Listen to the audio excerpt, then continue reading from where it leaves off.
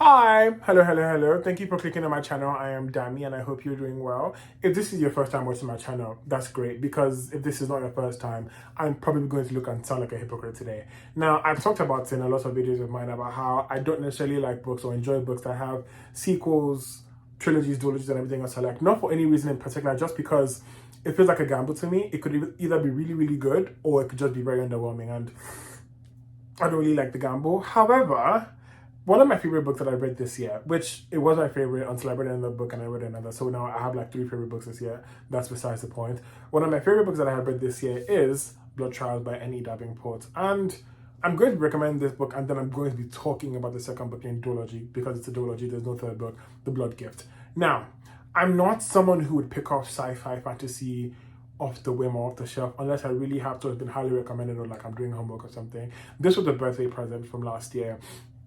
And honestly, the only reason I read this book was because I was reading fantasy for I had read three fantasy books and I just needed something to like throw me off my whims or just give me a reason to like really push my imagination. And I had this book and I hadn't really seen a lot of people talk about it on my side of the internet. So I picked it up and I started reading it. And I'm going to tell you right now that from the first chapter, you're thrown in for a ride that you're not going to get off of. I promise you. So what had happened was I started reading the first chapter on my couch thinking, oh, I'm just going to read half of this chapter and fall asleep. But I just like woke up thinking about this book and wanting to read more. And I will say and I will advise, don't read the blurb. If anything, watch my video because you can trust me. Watch my video and then go buy this book or read the book. If it's on your shelf, pick it up. You are not missing anything. And I will say before I finish this video as well that if you read only this and not the second book in the duology, that's perfectly fine. And I think that's even going to be a lot better. So how I said before that, like when I read a book and this book maybe has a second book coming out, my imagination has already set me like a lot of places. And I've kind of like, you know, when you just make a whole movie or a whole book in your head and you don't allow your imagination to just go haywire. That's what happened with me. And because this book came out maybe a year or two ago, so I read this book and then the second book was coming out like 2 months later, and because I was still on the high of how this book ended, I wanted to know what would happen and how, because honestly the book ends and you're not really going to be content. That's just like the honest fact. But I just wanted to kind of see where it would go, and I ordered the second book. But I feel like if I had read this book when everyone else read it like a year or two ago, I would be content knowing that like, okay,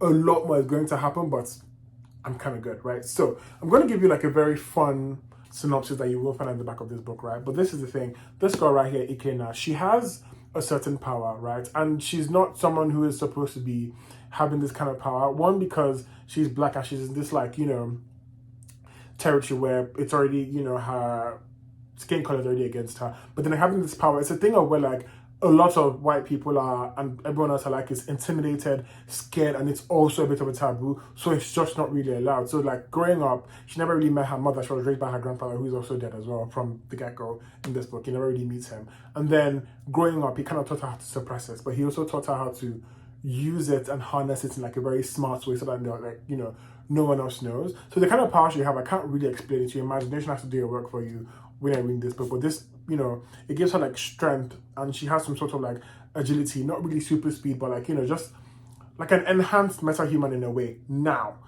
the whole concept of this book is that like they're like these people called Praetorians. Just imagine like, modern day soldiers, right? And what they basically do is they guard the city. Now, like any ranks or any high ranking society, there are different like levels. So there's a group of like people, I think if I'm not mistaken, like 3,000 people who are going through these trials to kind of get like a higher rank from where they already are. Now, if you're in these trials, you're already like a soldier, but you're trying to get like a higher rank so you can like either serve the country, the community, or like the world a bit more and just get higher pay and like good accommodation and all that jazz, right? So there's like 3,000 people and they're going for this these trials. Now it's her best friend and her other best friend. One's a girl and one's a guy. Now the difference is she has a bit of privilege. It's not really working for her in the best way, but it's acknowledgeable, right? So her grandfather was, I forget the name that they used, but her grandfather was someone who had power. So just imagine, let's bring it down to like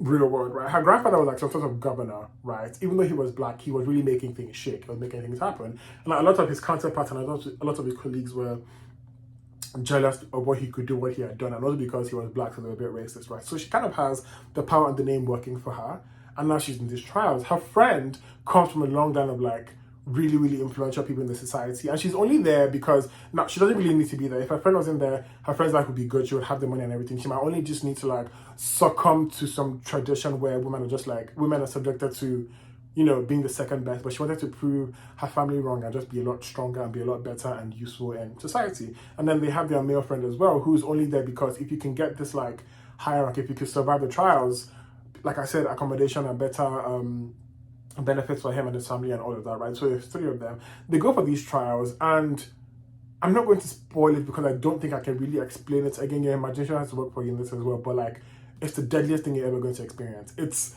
a way where you start this book and you think, oh, you know, it's just like boot camp. People are dying, falling off cliffs, losing their lives. And the first trial, and I remember, oh, like, no, not in the first trial. Before the first trial, they're all like in the mess hall, the dining hall, and they're, you know, about to have dinner, and the lights go out, and they just all start like fighting. Like a group of people who are supposed to be training them, so their superiors come in and just like starts raising hell, and people start dying then and there, and they're like, oh wow, the trials have actually started because I'm trying to see who's like, you know, the most agile, smart, and all of that, right? That's the whole concept of the book. Just survival of the fittest. As I just said that like branch of the whole book, survival of the fittest. However, she didn't want to be part of these trials. She was already roped in by someone who her grandfather had mentored, saying it was going to be better for her and it would be a way to continue her grandfather's legacy. However, she's also trying to find out who killed her grandfather because she has a strong opinion that it was the people in like the higher ranks, his colleagues, that really carried out his murder. So she's trying to discover what really happened, and the book goes along then. That's where I'm going to stop, and I promise you, you can trust me, this will be the best book, depending on if you've read, well, depending on what other books you read, but this will be the best book you've ever read. It's also from her point of view, and you get to see these different people, and it's a thing where she doesn't know who she can trust. The people she can trust, she can't really tell them enough. So it's like, she has her friends from like the academy or whatever, and they don't know about her powers. Only her and her grandfather knew about her powers. So she's like, I don't know if I can tell you, because if I tell you, you're either going to be subjected to knowing, and then if you know and they find out that you know, you could either like you lose your life or just, you know, be tortured basically. Or if I tell you, I don't know who you're going to tell. I don't know if I can really trust you with that kind of information, right? And then it's also where they're meeting a lot of people who either want to be friends or people who just want to survive as well, and you're like, who can we really trust? It's a whole mess of a thing. And there are like 3 trials after like the first thing in like the mess hall, and these trials are like, in no way are they the same. People still die and people lose their lives along these 3 trials, but they're not the same. They're like, I can't even say one's more intense than the other. No, they're just intense on a different scale. They're not even the same in any way at all. And when you start to see that she's trying to harness and use her powers more, shit goes left. So again, I recommend The Blood Gift. And then towards the ending, so something about me, I'm a sucker for an ending sequence. I really, really love when like a book has already like, because again, this book is on go. Like, I personally think you're on crack cocaine. It's like coke. You are on like a whole high reading this book. There's like no way to stop, right? There's no, what's what I'm looking for? There's no particular pause. You don't really have a moment to breathe. From chapter 1, you're on go. When you get everything you need to know, you're on go. Now, one thing I appreciate about this book is, and I've said before, I'm not really someone who picks up a sci-fi book, but I really know from like my experience in the past about fantasy is this, they try to give you like a setup of the world for like the first 3 chapters. They try to like explain who everyone is, what the law is. But this book, on a need to know basis, you're just knowing everything. They're not like, it's like this author had no time. Everything was due. She was getting ready to pay some bills because you're knowing everything on a need to know. And I think in a weird way, I think that's a lot better than like setting up the world for you, because it's like chapter 1, you meet this character and she's just like, it's almost like a day in the life. You're just knowing everything as you need to know. If you don't need to know about it, you're not going to find out. And then when you find out some things like towards the ending, it's like, okay, cool, you know, fair. And again, I'm someone who really just enjoys an ending sequence. Like when the book is just has been going and then the ending is just riling up, I love it, because like you're finding out a lot of things that this character has been trying to find out from the beginning, and it's just like, it's like a fucking amazing. So like I said, pick up this book. And again, if you want to stop this video right here to go read this book and not read the second book, fine, that's okay, because that's what I would really recommend. That's The Blood Trials. The Blood Gift. I have a lot of mixed feelings about this book, and I've wanted to talk about these books for a long time since I read this book, but I've been trying to see if my feelings would change or if I needed my feelings to simmer. But in the way that the Blood Gift ended. Now, it wasn't like everything was resolved. It was like you found out the answers. Now you just have to kind of resolve them in a way, and that's what this book was trying to do. Now, one thing I will say is I think I did appreciate knowing what was happening behind the scenes before reading the book. What had happened was the author wanted it to be a trilogy because they're like things she wanted to flesh out, but I don't think she had the privilege of the luxury of doing so. So everything was squeezed into the second book, making it a duology, which came as a bit of a disadvantage for the readers and her, in my opinion. Now, I can't really spoil what happened in book one, but for book two, everything else is on 10 though. Like, it still has that element where it's like, it's on go from the first chapter, especially how the second chapter ended, it picks up exactly where it ended and just like, you know, you're going. And I will say, there are some elements of the first book that carry into the second book that I kind of appreciated for where like the book let me down a little bit, and I'll explain why. So towards the ending of the book, Ikena has kind of like, you know, formed her crew. She knows the people. Remember, like how I said, she doesn't really know who she can trust with her information or whatever. She kind of has some people on her side. Now, not even really if she can trust them, but they all have the same goal and motive, and that's enough for her at the moment, right? And there's sort of some like budding, not romance, but partnership. And that kind of carries on here. Those are the people you see in the front, and they all have a certain goal. And it's more of like a do or die situation. So they are all setting up to do this one thing. And like, no one's skilled enough, and no one's like the best at anything, so they're really trying to just like stick together. While I'll give you like a little spoiler, nothing intense, I promise you, but like with the way book one ends, right, there's a bounty out for these people, so they're trying to survive, trying to find one, so they're trying to resolve things from the answer that they found out, right? So there's a bounty out for these people, and I really, now I don't know how much I can say without spoiling the book. I don't. Oh, bummer.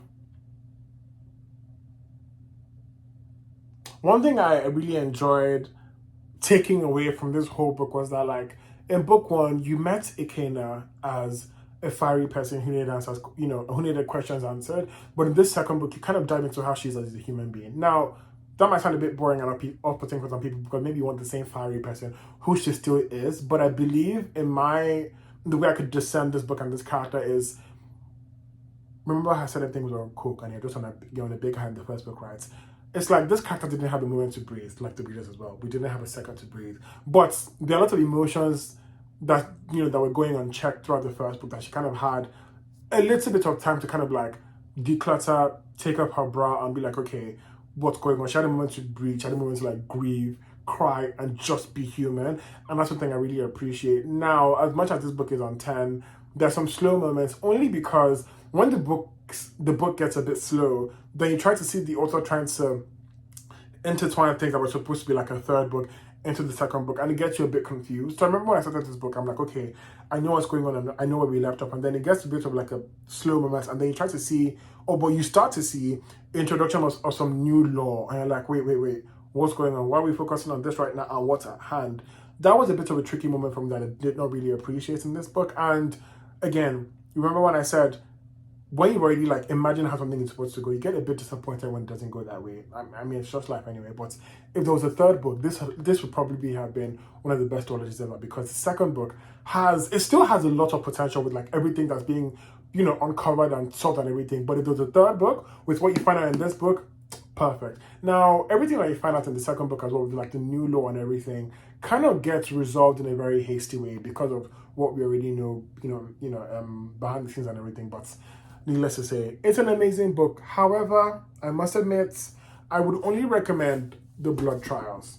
Unless you're someone who just like maybe doesn't want to waste money like me, or you just want to kind of like satisfy your pride, or you just want to have question and answer to just like see it through. Because I know someone who, no matter how bad it is, they want to see the whole thing through. Then I would say go for it. But needless to say, this was an amazing ride. And I will say this book and reading the first book of Legendborn kind of has me a bit more interested in like dipping a little toe, a little, just seeing how the waters is and like reading fantasy, sci-fi a bit more, because fantasy sometimes I'm not really up for the board building and everything, but it kind of has me interested, and it's a really, really good read. It's really, really easy to understand. One thing I will say after just knowing that you're going to be like high and running on coke is the fact that you're not like being schooled or being taught or like having to go through some boring law. you're just like on a ride. It's like you're already living there and everything is just, you're finding out everything. And I really, really enjoy when an author just like says a word but doesn't really say, oh, this soldier whose mom was this person and that's why he's a soldier. It's like, no, this person, and carrying on with the sentence. It's a really, really good thing. I think if you read enough, you probably might understand what I'm saying, and if not, that's perfectly fine. But I'm done now because I really realized I can't say much about this without spoiling this. I don't want to spoil it because this is the best one you probably go for. Read it, savor it, eat it up, and this, if you just want to do yourself a great, a great service to kind of finish a duology, I say go for it, but I wouldn't really highly recommend it over this one. Just read this as a standalone, let your imagination do the work for you. I think it's a bit more worth it, in my opinion. Not a bad book, but it's okay to kind of let this one satisfy your hunger. But yeah, that's it, folks. Thank you so much for watching this video. I have another book that's in a trilogy, actually, so I've heard, that I have to get into, and it's Blood Marked. I'm really not in the mood to get back into fantasy, but I am currently reading a new fantasy, I think sci-fi as well. I don't know, the first, like second or third chapter, and it's a fun ride so far, and I've seen a bit of similarity, but it's too early to say. But thank you so much for watching. I've been Dami. If you enjoyed watching this video, enjoy seeing my reviews, feel free to subscribe, watch some other videos. I read good books, okay? I think I can really say I read a lot of good books, and if it's not a good book, I'll let you know why. But I mean, again, opinions are subjective in some way. But yeah, come back next time when I'm talking about books I've read, books I want to read, books I've enjoyed, or books that I just think are books. I don't know. Thank you. Bye.